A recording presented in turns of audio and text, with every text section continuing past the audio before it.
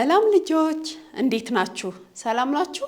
ዛሬም ደግሞ ሰዓታችንን ጠብቀን መተናል።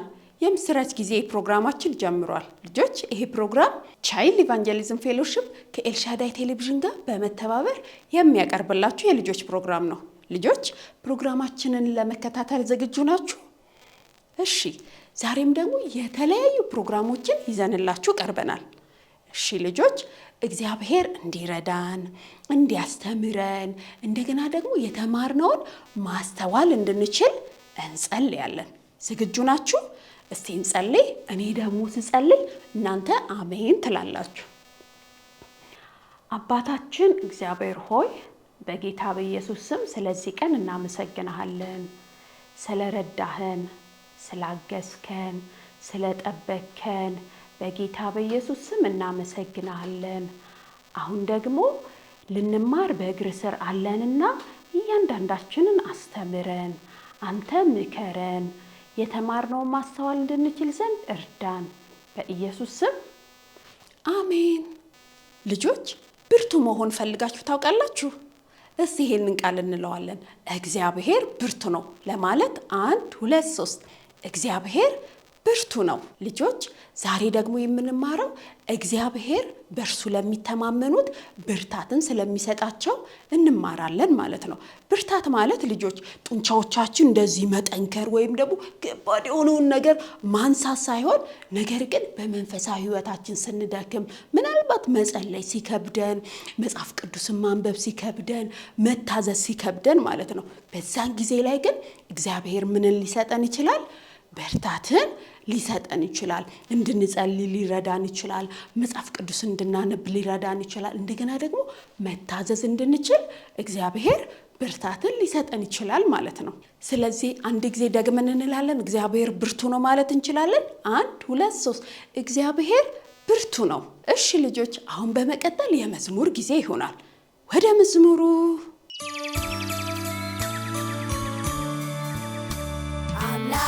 ታላቅ ብርቱና ኃያል ነው፣ አምላክ የሚያቅተው የለም። አምላኬ ታላቅ ብርቱና ኃያል ነው፣ አምላክ የሚያቅተው የለም። ተራሮች የእርሱ ወንዞችም የእርሱ ከዋክብት የእጁ ሥራ ናቸው። አምላኬ ታላቅ ብርቱና ኃያል ነው፣ አምላክ የሚያቅተው የለም።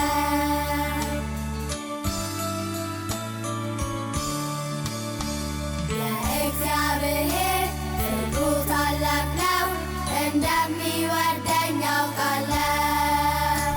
የእግዚአብሔር ፍቅሩ ታላቅ ነው፣ እንደሚወደኝ አውቃለሁ። ኢየሱስ ሞተልኝ ደሞም ተነሳ፣ አንተን ሊወስደኝ ይመጣል። የእግዚአብሔር ፍቅሩ ታላቅ ነው፣ እንደሚወደኝ አውቃለሁ።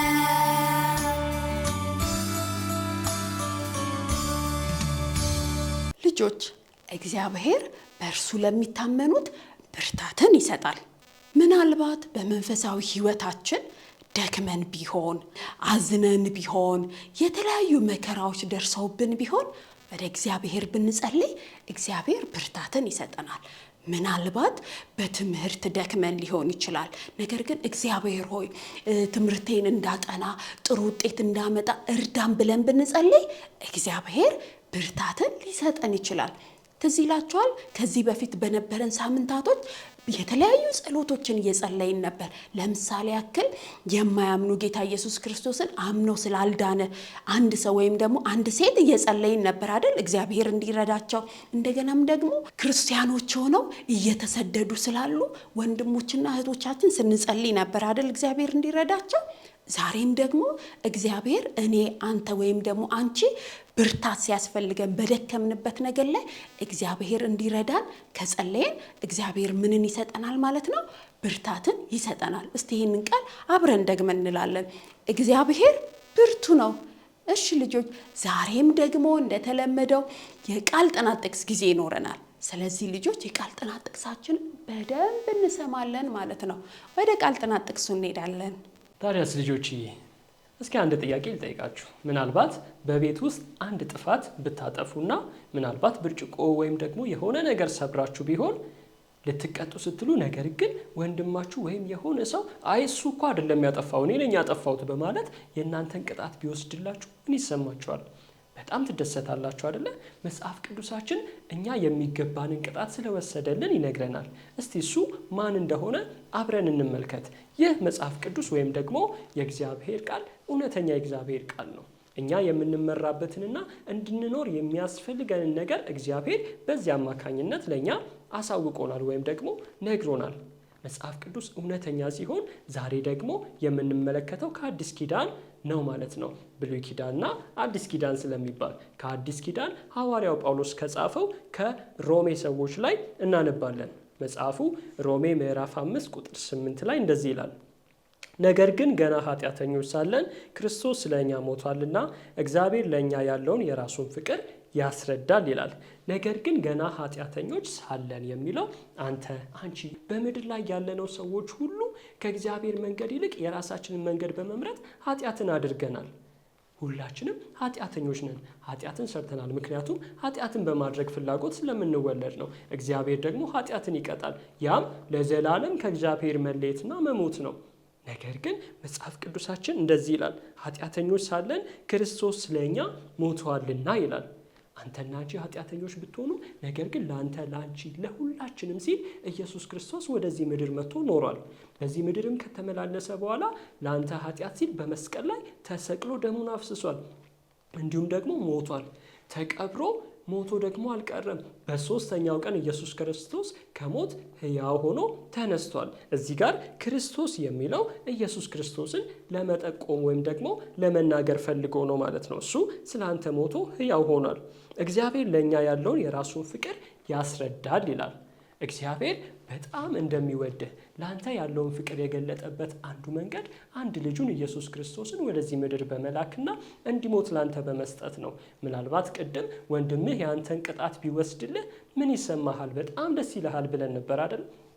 እግዚአብሔርም የአንተን ቅጣት እንዲወስድልህና አንተ ከኃጢአትህ እንድትድን ንጹሕ እንድትሆን አንዱን ኢየሱስ ክርስቶስን ወደዚህ ምድር ልኮታል። አንተም በዚህ በኢየሱስ ክርስቶስ በማመን የእግዚአብሔርን ፍቅር ልትቀበልና ከእሱ ጋር አብረህ ልትሆን ትችላለህ።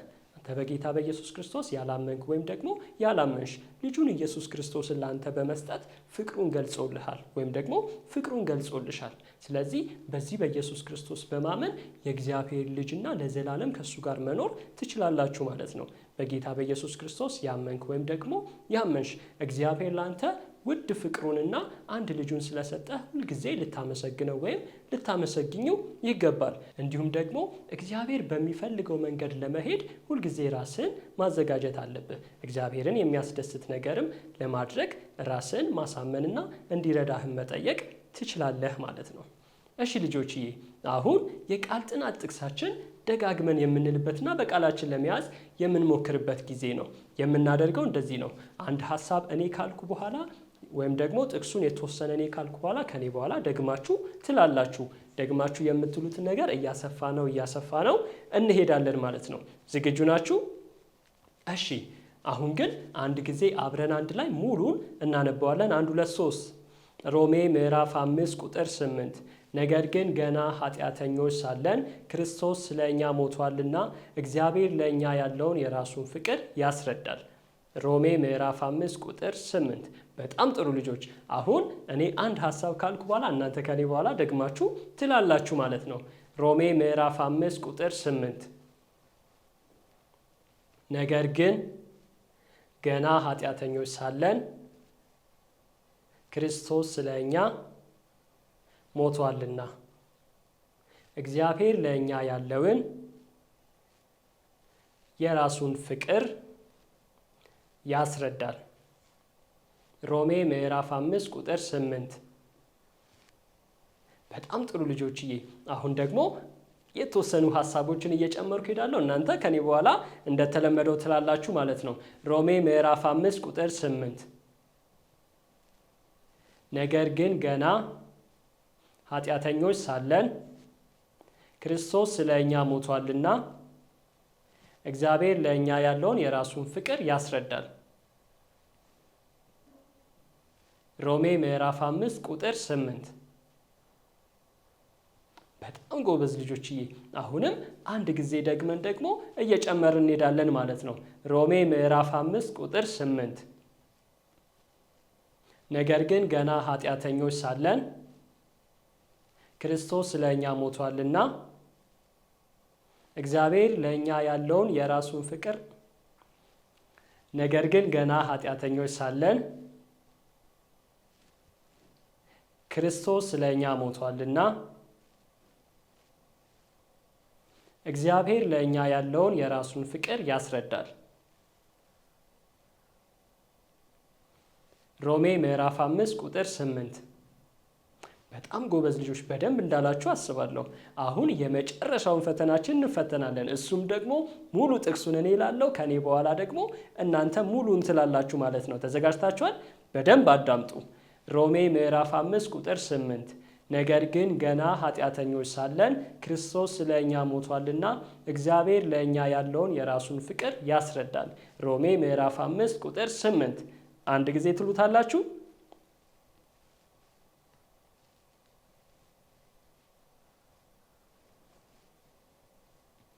በጣም ጎበዞች፣ ሁላችሁም በደንብ ጥቅሱን እንዳላችሁ አስባለሁ። አሁን ለመጨረሻ አብረን አንድ ላይ እንልና እንጨርሳለን ማለት ነው። 1 2 3 ሮሜ ምዕራፍ 5 ቁጥር 8 ነገር ግን ገና ኃጢአተኞች ሳለን ክርስቶስ ስለኛ ሞቷልና እግዚአብሔር ለኛ ያለውን የራሱን ፍቅር ያስረዳል። ሮሜ ምዕራፍ 5 ቁጥር 8። በጣም ጎበዝ ልጆች፣ ጥቅሱን በደንብ እንደያዛችሁት ተስፋ አድርጋለሁ። ቻው።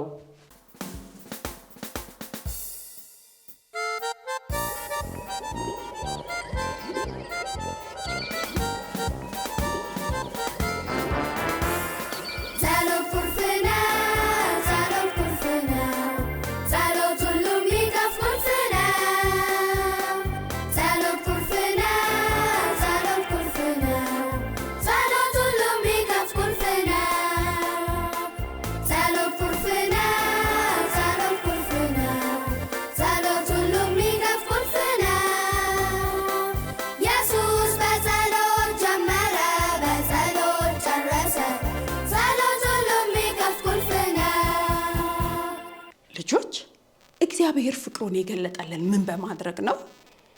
አዎ ገና ኃጢአተኞች ሳለን ጌታ ኢየሱስ ክርስቶስን ለኔ ላንተ ወይም ደግሞ ላንቺ እንዲሞት በማድረግ ነው አይደል? ትልቁን ፍቅሩን የገለጸልን። አዎ አሁን ደግሞ ልጆችዬ በመቀጠል የሚኖረን ፕሮግራም ምንድነው? የመደነቅ ጊዜ ነው። ይህንን ትምህርት ደግሞ በደንብ ቁጭ ብለን እንማራለን። ትምህርቱን ስንማር በኋላ ላይ የምንጠየቀውን ጥያቄ በትክክል መመለስ እንችላለን ማለት ነው። አሁን ወደ ትምህርቱ እንሄዳለን። በአዲስ ኪዳን ውስጥ ብዙ መጽሐፍትን ወይም ደግሞ ደብዳቤዎችን ስለጻፈ ስለ አንድ ታላቅ ሰው ዛሬ እንነጋገራለን። ይህም ሰው ጳውሎስ ይባላል። ጳውሎስ ጌታ ኢየሱስ ክርስቶስን ካመነ በኋላ ሙሉ ለሙሉ ሕይወቱ ተለውጧል። ጌታ ኢየሱስ ክርስቶስን ካመነ በኋላ ወደ ተለያዩ ሀገራት በመሄድ ስለ ኢየሱስ ክርስቶስ ለብዙ ሰዎች ይናገር ነበር። ጳውሎስ በሚናገርበት ጊዜ ብዙ ሰዎች በጌታ በኢየሱስ ክርስቶስ ያምኑ ነበር። እነዚህም ደግሞ ያመኑ ሰዎች የቤተ ክርስቲያን አባል ይሆኑ ነበር። እንደገናም ደግሞ የኢየሱስ ክርስቶስ አካል ይሆኑ ነበር። ጳውሎስ እነዚህ ደብዳቤዎችን የጻፈው ለምን ይመስላችኋል?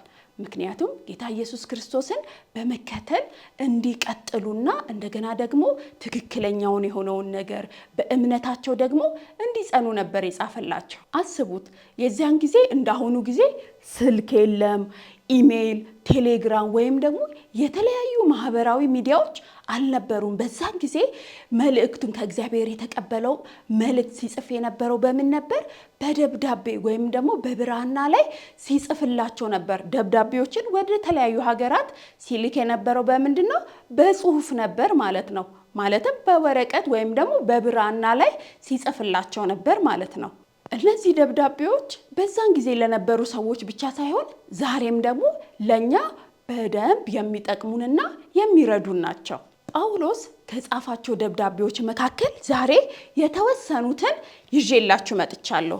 እዚህ ጋር እንደምንመለከተው ለምሳሌ ያክል ወደ ሮሜ ሰዎች፣ አንደኛና ሁለተኛ ቆሮንቶስ፣ ወደ ገላትያ፣ ኤፌሶን፣ ፊልጵስዩስ፣ ቆላሲያስ፣ ተሰሎንቄ፣ አንደኛና ሁለተኛ ተሰሎንቄ፣ አንደኛና ሁለተኛ ጢሞቴዎስ፣ እንደገና ደግሞ ወደ ቲቶና ፊልሞና ናቸው።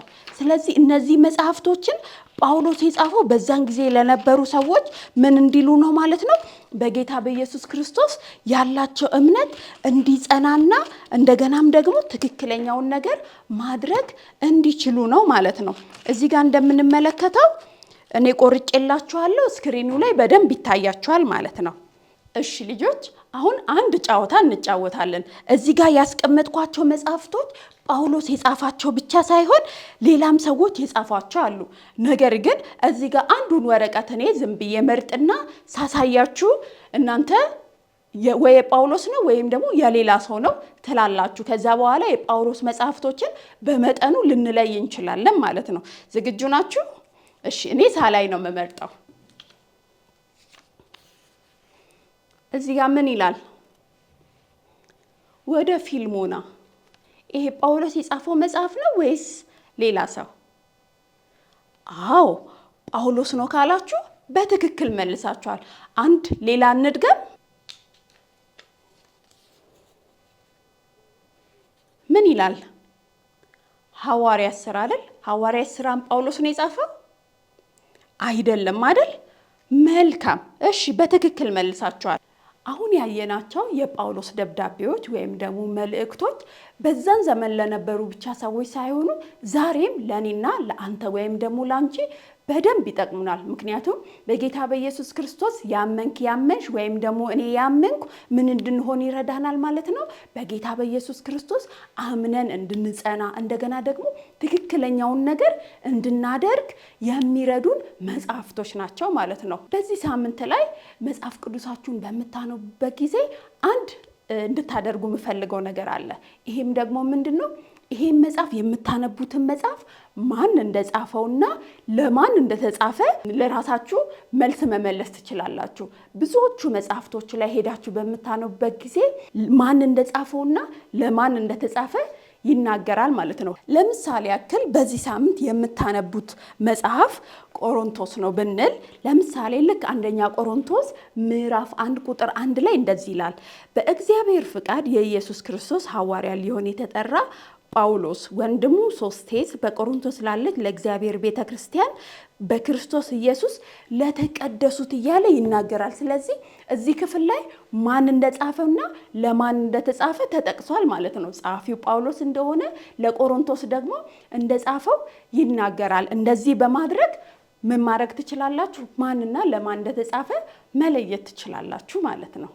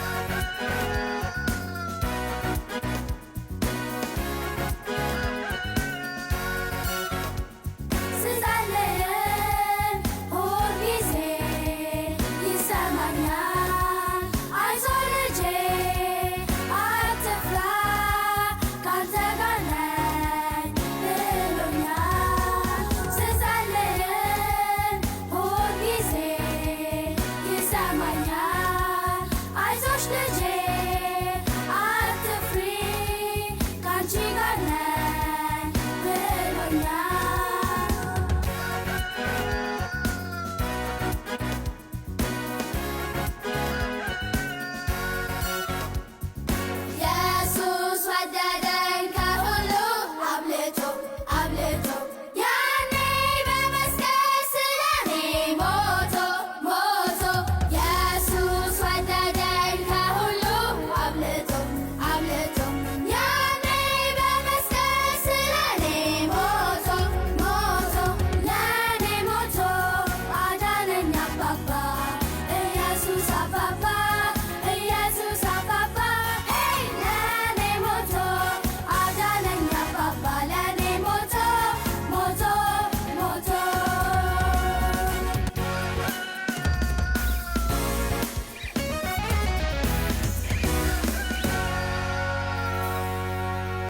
ልጆች እንዴት ነበር? ተከታተላችሁት?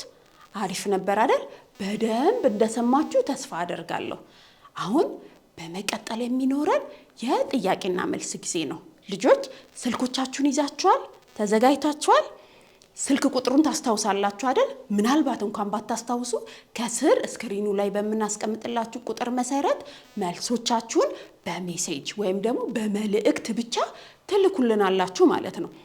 ከጥያቄው ቀጥሎ ደግሞ ምን ይኖረናል? የወላጆች ጊዜ። ወላጆች ደግሞ ለልጆቻችን የሚሆን እንደገና ደግሞ ለራሳችን የሚሆን ጥሩ መልእክት ስላለ ሁላችንም ቁጭ ብለን እንመለከታለን ወይም ደግሞ እንከታተላለን። ልጆች ከወላጆቻችን ጋር ሆነም ደግሞ ይህንን መልእክት መስማት እንችላለን ማለት ነው። አሁን ወደ ጥያቄው እንሄዳለን። ባለፈው ሳምንት መልስ በመመለስ ቀዳሚ የሆኑ ልጆች አቤኔዘር ውብአለም እና ኤልሮሂ ዮሐንስ ከባህር ዳር ናቸው። ልጆች ስለተሳተፋችሁ እጅግ አድርገን እናመሰግናለን።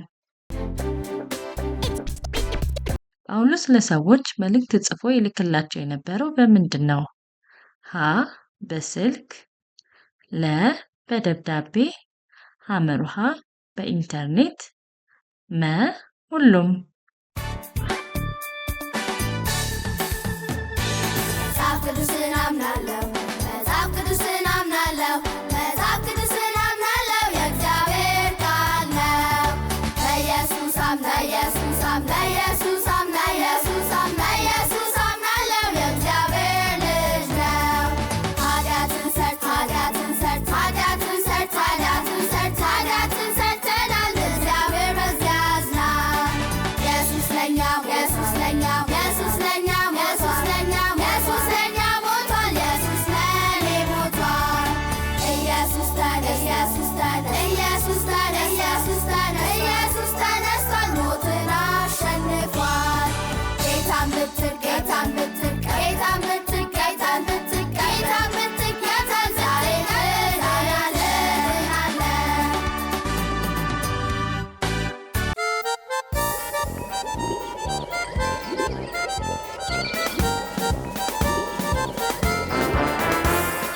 ባለፉት ሳምንታት ስለ ቤተሰብ የጥሞና ጊዜ አብረን ስንመለከት ነበረ። የጀመርነው በብሉይ ኪዳን ሁለት ሰዎችን በማየት በአዲስ ኪዳን ደግሞ አንድ ቤተሰብን በማየት ነው። በብሉይ ኪዳን አብርሃምና ኢዮብን አየን። በአዲስ ኪዳን ደግሞ የጢሞቴዎስን ቤተሰቦች አይተን ነበረ። ከዛም በተጨማሪ ደግሞ መጽሐፍ ቅዱስ የሚለንን ነገር በጋራ መጽሐፍ ቅዱስን ስለማጥናት ብዙ ነገር ተነጋግረን ነበረ። የባለቤቴ ወንድም የሬዴትን ቤተሰብ የቤተሰብ የጥሞና ጊዜ ነግሬያችኋለሁ። የኔንም በቤት ያለንን የቤተሰብ የጥሞና ጊዜ ነግሬያችኋለሁ። የጥሞና ጊዜ በየዕለቱ የጥሞና ጊዜ ለማድረግና ላለማቋረጥ የሚጠቅሙ ነገሮችን ነገራችሁ። ቢያንስ 8 ዓመት በየዕለቱ የእግዚአብሔርን ቃል አጥንተናልና ጥሩ የጥሞና ጊዜ ነበረና ያገኘነውን ነገር ባለፈው ሳምንት ነግሬያችኋለሁ። የየዕለቱ የጥሞና ጊዜ ለማድረግ ላለማቋረጥ የሚጠቅሙ ምክሮችን ልለግሳችሁ። ከሁሉም በላይ አስቀድመን የእግዚአብሔርን ጽድቅን መንግስትን መፈለግ አለብን። የእግዚአብሔርን ጽድቅና መንግስት ደግሞ የምንፈልገው ከእግዚአብሔር ቃል ነው።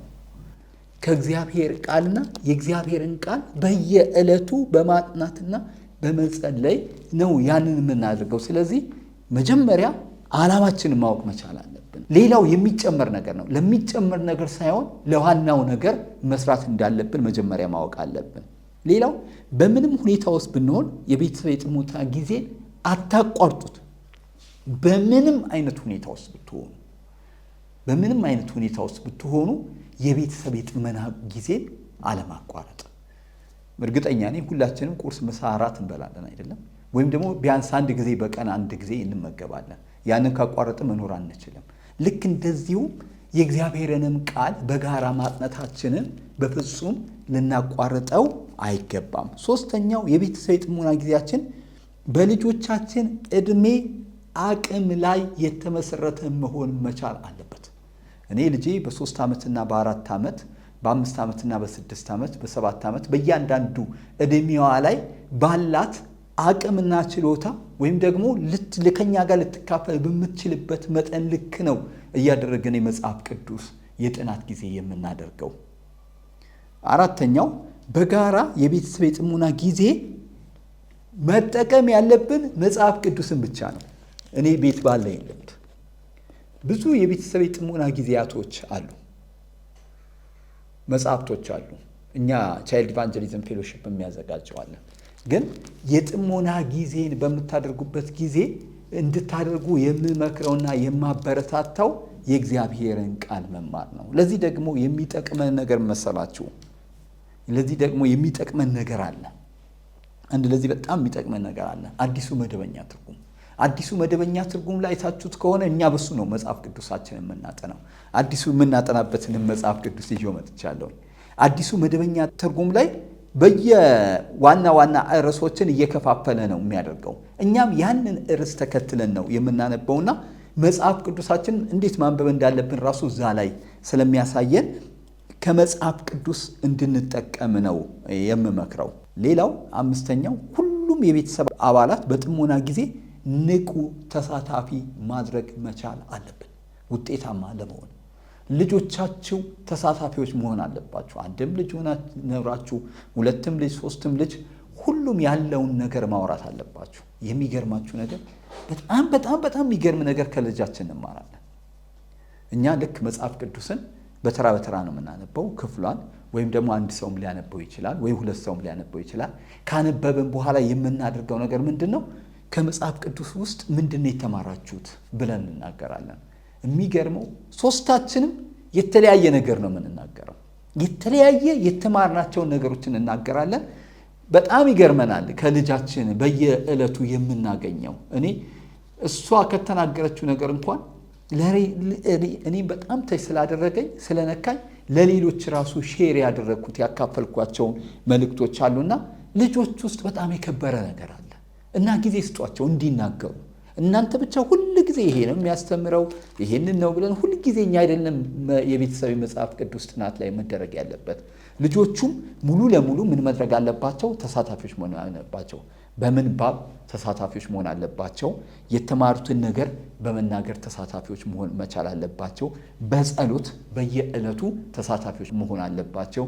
በመዝሙር ከዕለቱ ትምህርት ጋር የሚሄድ መዝሙርም ራሱ እንዲዘምሩ በማድረግና በጋራ በመዘመርም ተሳታፊዎች መሆን መቻል አለባቸው። ስለዚህ ሁሉም የቤተሰብ አባላት በጥሞና ጊዜ ንቁ ተሳታፊ ማድረግ ያስፈልጋል።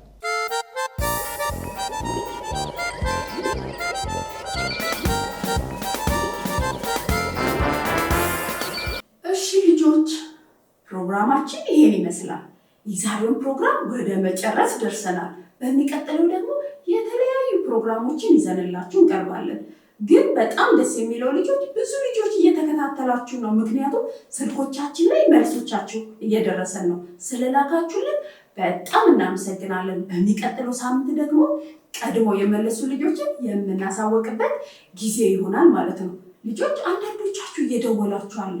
ነገር ግን ስትደውሉ ኔትወርክ ይጨናነቅባችኋል። ነገር ግን በሜሴጅ ብቻ ወይም ደግሞ በመልእክት ብቻ ብትልኩልን ወዲያው ቀድሞ ምናችሁ ይደርሰናል፣ መልሳችሁ ይደርሰናል ማለት ነው። እሺ ልጆች፣ የዛሬ ፕሮግራማችን ይሄን ይመስላል። ስለረዳን እግዚአብሔር ስላገዘን ስላሰማረን መጸለይ እንችላለን። እስኪ አብረን እንጸልይ። የጸሎት እጅ እንስራ። እሺ እኔ ስጸልይ እናንተ ደግሞ አሜን ትላላችሁ። አባታችን አምላካችን እግዚአብሔር ሆይ በጌታ በኢየሱስ ስም እጅግ አድርገን እናመሰግንሃለን። ስላስተማርከን ስለመከርከን በጌታ በኢየሱስ ስም እናመሰግንሃለን። የተማርነውን ደግሞ መኖር እንድንችል ለጓደኞቻችን ስለ ኢየሱስ ክርስቶስ መናገር እንድንችል ዘንድ እርዳን። በኢየሱስ ስም አሜን። ልጆች፣ የዛሬው ፕሮግራማችን ይሄን ይመስላል። ሳምንት እስከምንገናኝ ሰላም ሁኑ።